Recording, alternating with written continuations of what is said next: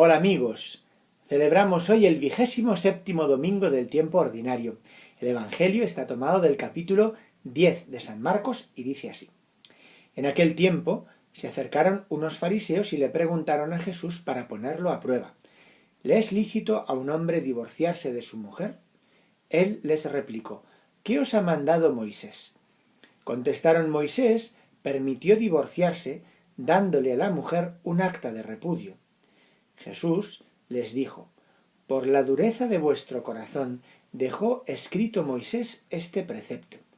Al principio de la creación, Dios los creó hombre y mujer. Por eso abandonará el hombre a su padre y a su madre, se unirá a su mujer y serán los dos una sola carne. De modo que ya no son dos, sino una sola carne. Lo que Dios ha unido, que no lo separe el hombre. En casa, los discípulos volvieron a preguntarle sobre lo mismo.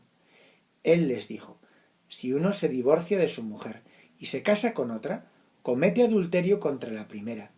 Y si ella se divorcia de su marido y se casa con otro, comete adulterio. Le acercaban niños para que los bendijera, pero los discípulos les regañaban. Al verlo, Jesús se enfadó y les dijo, dejad que los niños se acerquen a mí, no se lo impidáis. De los que son como ellos es el reino de Dios. Os aseguro que el que no acepte el reino de Dios como un niño, no entrará en él. Y los abrazaba y los bendecía, imponiéndoles las manos. En el Evangelio de hoy, los fariseos intentan atrapar a Jesús con una pregunta engañosa a propósito del matrimonio.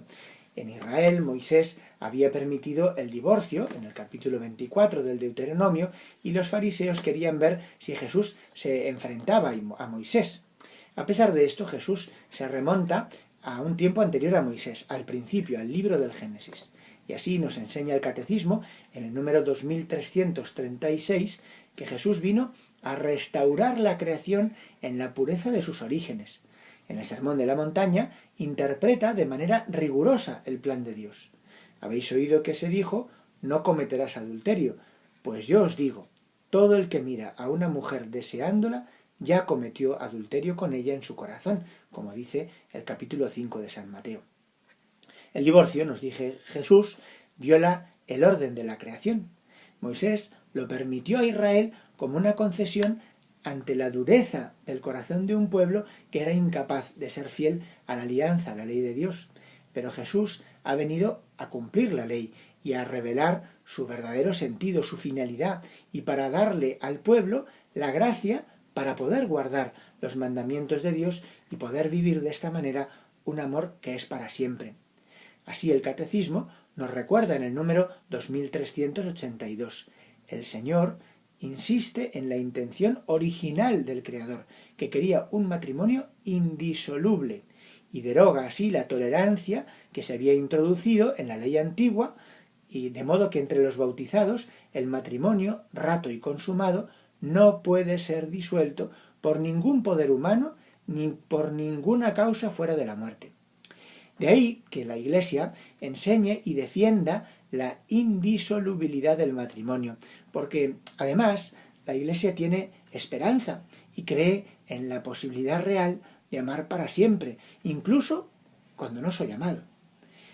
Nuestro mundo no es así. Nuestro mundo lo que nos dice es que este amor para siempre no existe o es muy difícil de vivir. Y el Evangelio es claro. El que se divorcia de una mujer y se casa con otra, comete adulterio.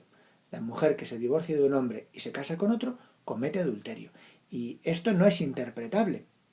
Plantear siquiera volver al divorcio de la ley antigua es precisamente abandonar la gracia del Espíritu Santo y volver a la ley de Moisés, aquella que Jesucristo vino a derogar para devolvernos a la gracia original, previa al pecado original. Dios nos libre de eso.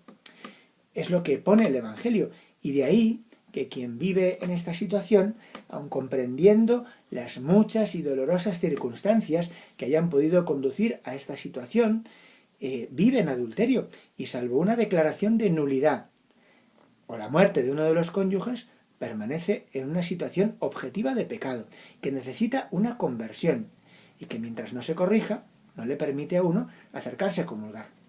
No obstante, hay que recordar siempre que Dios acoge a los pecadores y que también quienes viven así pueden y deben hacer un camino de conversión, deben participar en la vida de la Iglesia. El Señor les sigue amando y aunque quizá no puedan comulgar, sí pueden hacer un camino, prepararse, porque en algún momento podrán ordenar su vida delante de Dios.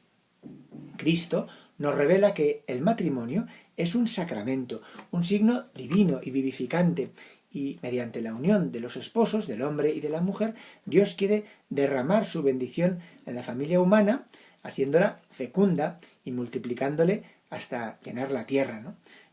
Por eso el Evangelio pasa tan fácilmente hoy del debate sobre el matrimonio a la bendición de unos niños por parte de Jesús. Los niños son la bendición que el Padre otorga a los esposos. Y una vez más, debemos condenar por eso el aborto como un pecado terrible, que por muy legal que sea, nunca será justo ni bueno. El amor es una aventura difícil, que va mucho más allá de las puras emociones y sentimientos, pero merece la pena enfrentar el desafío y las dificultades. Por eso, el reto para nosotros es vivir como hijos del reino y crecer constantemente en nuestra fidelidad a Dios, en el amor y la devoción a Jesucristo, en las enseñanzas de la Iglesia, viviendo una vida de gracia.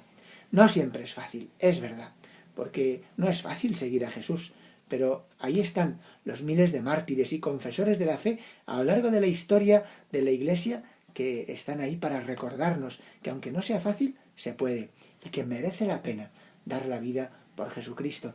Y a veces esa vida es en la sangre y a veces esa vida es precisamente en la dificultad pues, de nuestra vida cotidiana. Pidámosle al Señor la fidelidad y la fortaleza para los matrimonios y que los que pololean vivan su amor según el querer de Dios y se atrevan a dar el paso del matrimonio para que Dios bendiga su amor, para que esa bendición les haga estar unidos en una sola carne, para que en verdad el Señor sea el centro de su vida. ¿Cómo va a ser? Que pidamos muchas veces la bendición para nosotros, para nuestras casas, para nuestros autos, para tantas cosas y no la vayamos a pedir para lo más importante, que es para nuestra familia. Esa bendición de Dios que crea una familia que no existe sino su bendición. Vamos a pedirle al Señor esta fidelidad para todos los matrimonios. Vamos a rezar por aquellos que atraviesan dificultades, que sepan encontrar soluciones, que puedan encontrar ayuda para encontrar estas soluciones y que en la oración de la Iglesia puedan también encontrar un refugio seguro. Que Dios os bendiga y que la Virgen os acompañe.